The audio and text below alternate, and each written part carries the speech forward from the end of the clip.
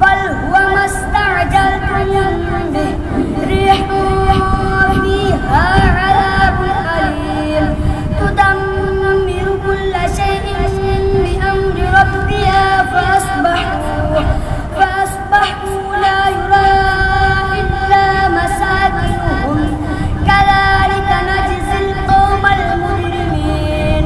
ولقد مكناهم في ماء مكناكم فيه وجعلنا لهم سمعا وأبصارا وأفئدة فما أغنى عنهم سمعهم ولا أبصارهم ولا أفئدتهم من شيء إذ كانوا يجحدون بآيات الله وحاق بهم ما كانوا به يستهزئون ولقد أهلكنا ما حولكم من القرى وصرفنا الآيات لعلهم يرجعون فلولا نصرهم الذين اتخذوا من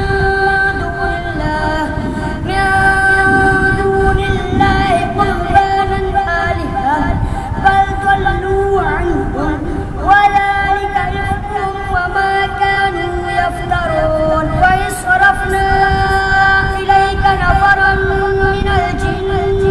يستمعون القرآن فلما حضروه قالوا أنصتوا فلما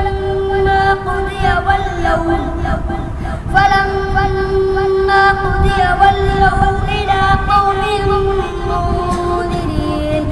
قالوا يا قومنا إنا سمعنا كتابا أنزل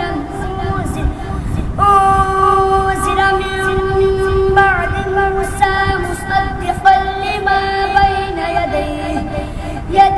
يهدي إلى الحق وإلى طريق مستقيم صدق